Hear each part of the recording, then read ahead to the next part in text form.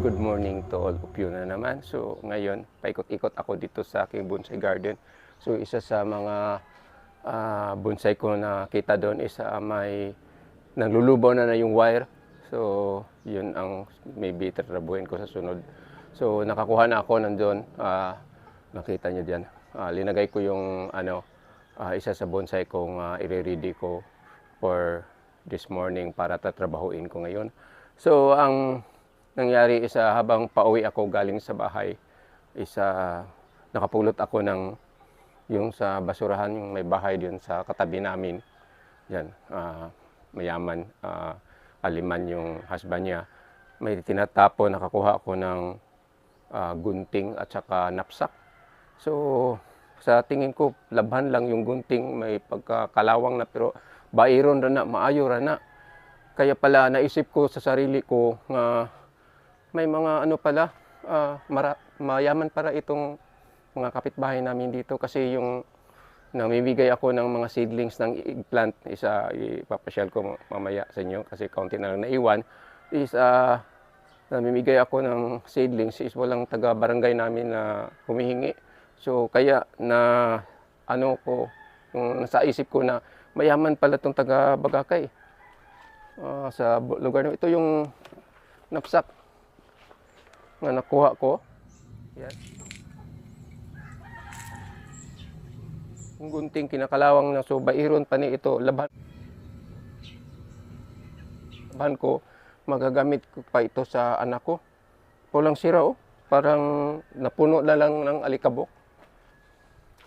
So lagay ko dito para malaban ito, tsaka yung gunting mabaid ko. Then punta naman tayo doon para makita nyo yung ko. Ito na yung mga seedlings ng eggplant ko. So makita nyo na hawan-hawan sa tunga. So nakuhaan na siya, mga around 250 yung nakuha. So itong naiwan, hindi ko alam kung ilan na lang kaya ito. So ngayon punta na tayo doon sa still then nawagan ako kung sinong gustong magtanim na may mga naiwan pa dito, mga around 200 plus pa yata siguro ito. So ngayon balik na tayo doon, punta tayo sa aking bonsai na naman. So trabahuin ko ngayon, so it's just an ordinary ficus. Pero ang problema dito, yung root niya na ginagawa ko para dumami, ang tagal lumaki. Then parang hindi niya gusto yung nalalagyan niya kasi nandun lang sa gilid na parang naiwat na siya tawag yun. Nabiyaan lang siya. So ito yung itsura. So that ordinary lang, hindi yung parang natural lang bang pagkatanom. Dahil dito patay, sanga maraming patay. So i-adjust ko pa ito. But before that is before ko ito gagawin is may iba akong i-share sa inyo yung ginagawa ko yung para paano maghula instead of card. Yun ang ginagamit ko sa yung nagko-coach pa ako ng isang sport na nagkaroon naman kami ng medal na kaunti. So ibaba ko na muna ito tapos mapakita ko siya anong ginagamit ko. Yung paghula ko kung manalo ba kami o hindi. So nakita ko ito nung naghanap ako ng yung brush para ilinis ko itong napsak na napulot ko kanina sa basurahan. So itong nakita ko, kaya naisipan ko nga i-share din sa inyo. Kasi halimbawa wala kayong card din tapos parang hindi tayo parang malungkot yung during that time na nandun tayo sa laro. Magtanong-tanong na lang tayo dito sa aking mahiwagang yung PC. Ito is may partner sila. So what is to parang 4 na partner yata ito. So another 3, then 4. So ito siya. Ang mangyari pag magtanong ka ng halimbawa, itanong natin yung player natin na kung magkaroon ba siya ng medal sa laro, ang mangyari is maging circle siya. So hindi totally mawala yung pagdugtong. Nandun pa rin yung pagdugtong pero mabuo siya bilang bilog lahat. So ganito ang sample ko sa inyo kung magkatotoo ba, pero iba ang tanong natin tapos itanong mo sa PC. So ganito yung mangyari ha. So yan, nakahugtong na sila lahat, di ba? Tapos itali mo ng ganyan. Yan. So hindi mo na malaman kung saan yung kapartner niya dyan kasi tinadali mo sa gitna. Tapos itatali mo siya ng ganyan. Sana mas madali ito para mapasok pa to sa rail ko. Yan. So yung pagtatali dito, pwede mo iba ang magtali tapos iba ang magtanong para hindi nila sabihin ang daya tayo.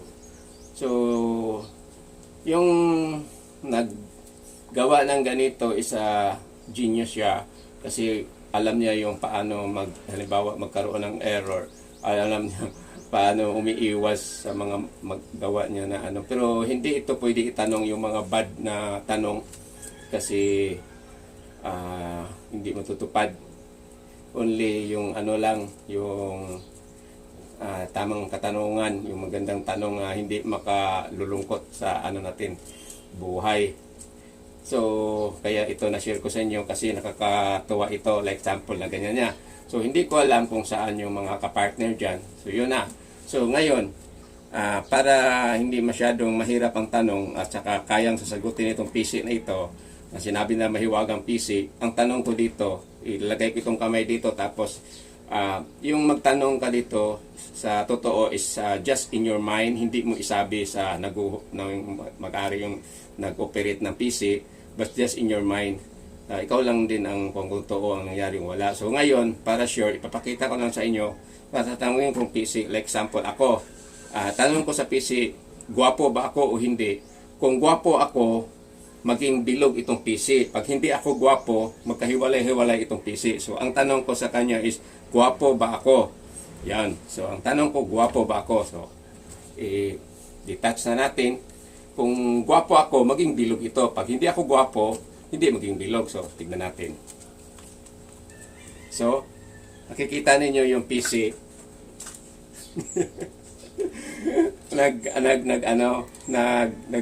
nabilog lahat. So hindi yun sinasadya. Yun.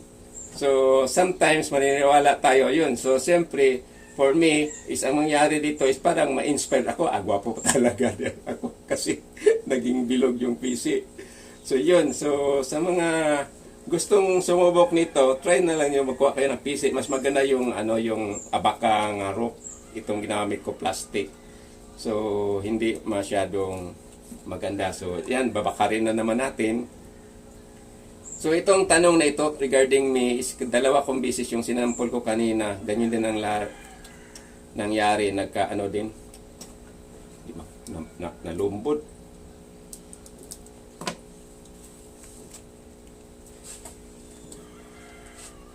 So, kakat muna natin yung video kasi mahaba na. So, balik na natin. So, yun siya. Tapos, ihugpong na po nato. Tupongon. Magtanong na naman tayo ng ibang katanungan kung anong gusto niyo. Pag wag na lang yung, wag ninyong gamitin yung mga bad like example. Kasi sinubukan ko na ito yung about the luto. Na manalo ba ko sa luto. Kasi hindi talaga siya nagsagot. So, yan. So, arrange na siya. Bahalag magkalumbid-lumbid na din ha. Importante hindi ka mahirapan yung ganyan. So, tapos ibaligtos niya yung ganyan. So, yung pagbaligtos niya ng ganyan, yung pagtali ng ganyan, hindi na kayo alam kung saan yung kadugtong niya. So, tali na lang kay tali dyan, both end. So, iba na naman itong katanungan natin kung anong mangyari dito sa mahiwagang PC.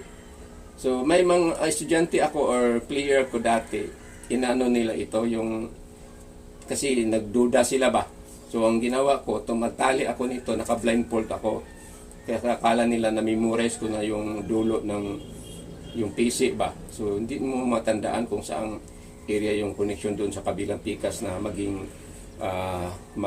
mag-connect. So, sa akin lang, inanap ko lang yung kung saan ang makapares, yung pa-timing-timing lang ba. But, same pa rin ito sa paglaro ng baraha. Kasi sa baraha, nakatakob, nakabalintong yun, nakasirado ba, di makita. So, yun din sa pagbabasa ninyo sa katanungan.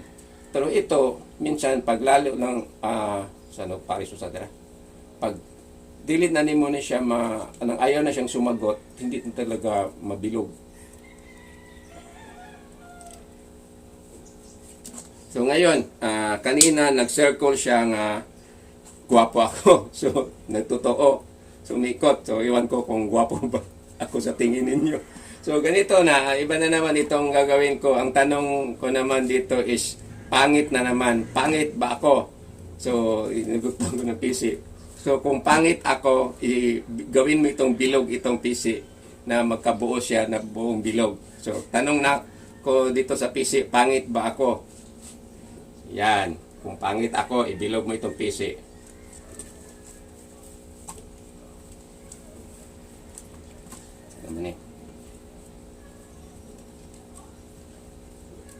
So yan, ang nangyari is hindi nabuo. So may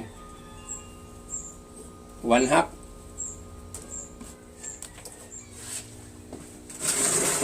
So balik na lang tayo sa bonsai kasi natakot ako kanina yung nagtanong-tanong ako tungkol sa PC is ang nangyari is nakaamoy ako dito ng ilang-ilang sa paligid na wala naman kami punong ilang-ilang dito kaya tinigil ko na lang baka ayaw niyang i-video yung regarding the yung PC na makahula. So habang yung paghinto ko regarding the roof wala naman yung baho. So sino kaya yun? May nakikita dito may ayaw na ipalabas yun. But yun ang ginagamit ko every time na punta ako ng mga palaro. So yun PC dala ko palagi pero hindi ko sinasabi sa mga player kasi doon ko malalaman, like example yung magtuturo ako rin tapos is pagtanong ko sa PC na medyo alanganin yung sagot sa PC. So ma-adjust ko yung advice ko sa player na yung parang careful ba na parang hindi tayo sure or manalo ba hindi yun. So ngayon bayanan lang muna natin yung PC. Ito na namang bonsai ang asikasuhon ko.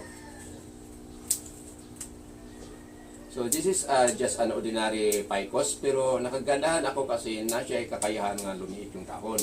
Ang problema lang dito is dili kayong pumapal yung mga dahon. So dito yun ang problema sa ganitong mga material sa ficus is maganda siya pag malaking bonsai ang gagawin mo nito, hindi maliit kasi katulad ito maliit, hindi ka makapurma ng todo. Although mapurma mo just a simple bonsai lang ang ito. So ayan, parang natapos na. So as a bonsai, mahilig sa bonsai, kanya-kanya tayong style. So ito, para mas makita itong plant ko, naisipan ko itong tanggalin itong sanga. So this one here, magkaharang.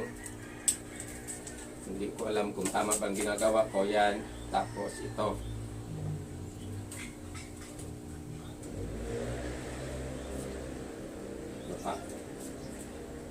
yata. So yun na ang front ko. Hindi ko alam kung maganda ba. Tapos i-bed ko ito pababa.